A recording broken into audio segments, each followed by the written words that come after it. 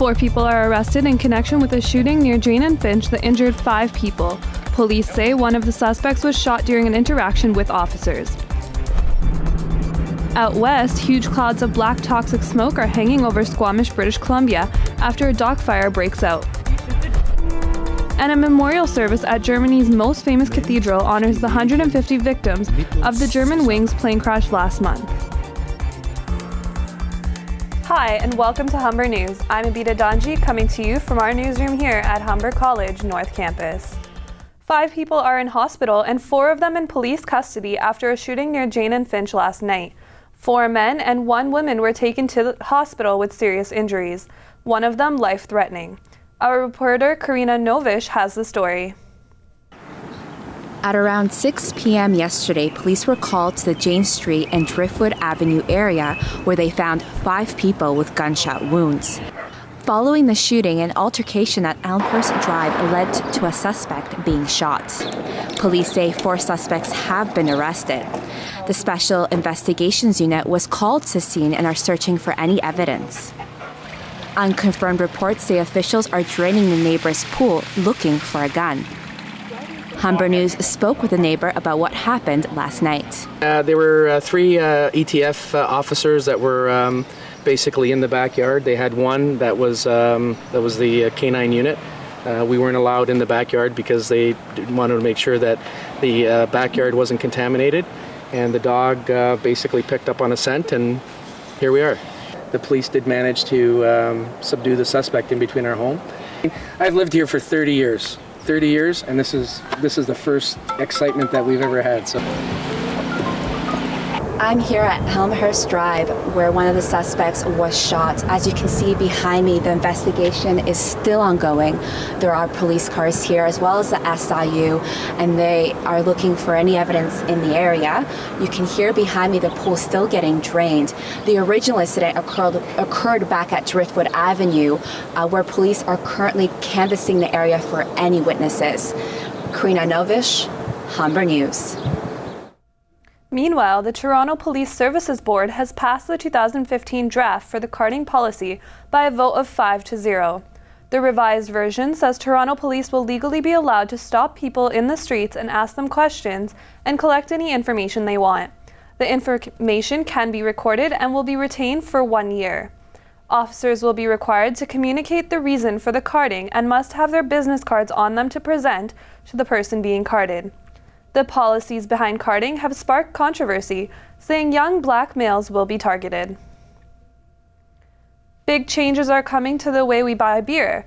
The beer store's monopoly is over. Ontario is going to allow beer to be sold in supermarkets. The official news came in an announcement yesterday from Premier Kathleen Wynne. We're going to make beer available in grocery stores across Ontario.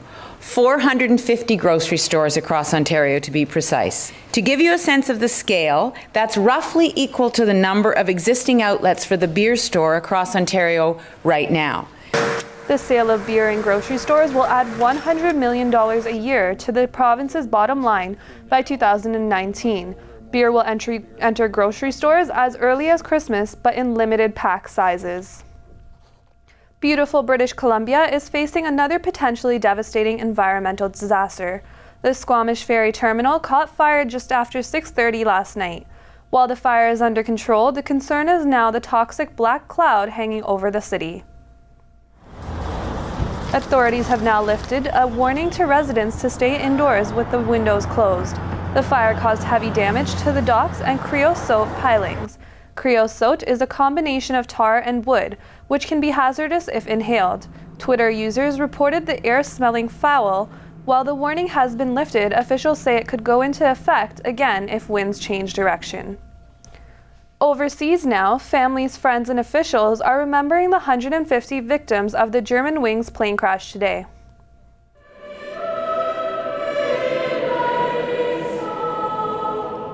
The ceremony was held at the Cologne Cathedral. 150 candles were lit for the memorial, one for each victim, including the co-pilot of the plane. More than 500 people attended to mourn the death of the passengers, including German Chancellor Angela Merkel. Co-pilot Andreas Lubitz is suspected to have deliberately crashed the plane into a mountainside on March 24th. To Moscow now, where the International Red Cross has announced it will be increasing its budget to an all-time high, to more than 2 billion Canadian dollars. The Yemeni Red Crescent had 3 or 4 of their people killed in the line of duty. They were really evacuating wounded people and they were targeted and killed. So this is an extremely difficult situation. We have The ICRC says it needs more money for urgent humanitarian needs. The budget increase will pay for the organization's work dealing with the fallout from conflicts in Ukraine and the Middle East. It's the biggest budget ever and means it'll be appealing for greater donations from the public. Meanwhile, in a galaxy far, far away, another tease for the billions of Star Wars fans around the world. A new trailer for the movie The Force Awakens.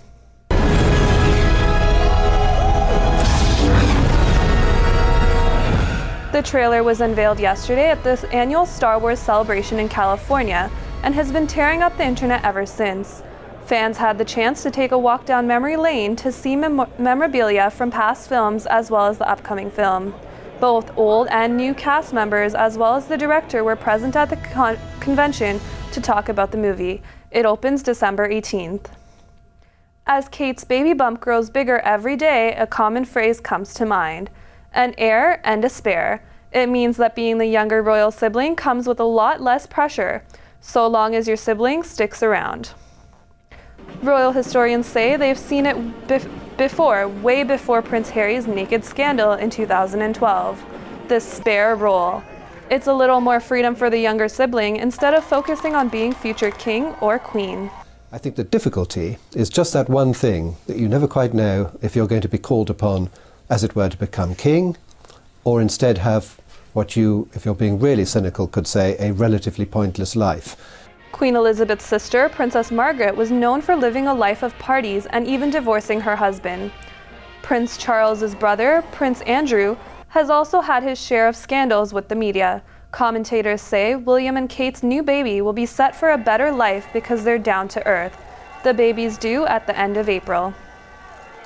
We're taking a short break, and when we come back, we'll tell you what's happening in the world of sports, and Celia Grimbley will have your 3-day forecast. You'll get a taste of summer today as we reach a high of 21 degrees in Toronto. I'll have your weekend weather coming up in our full 3-day forecast. But first, we've got 2 unbearably cute videos to show you. A family living in Eastern Russia has a new member. This baby bear was orphaned after its mother was likely killed by poachers. The family has been taking care of the cub, but while it's small and cute to look at, now biologists warn that it's risky to raise a wild animal.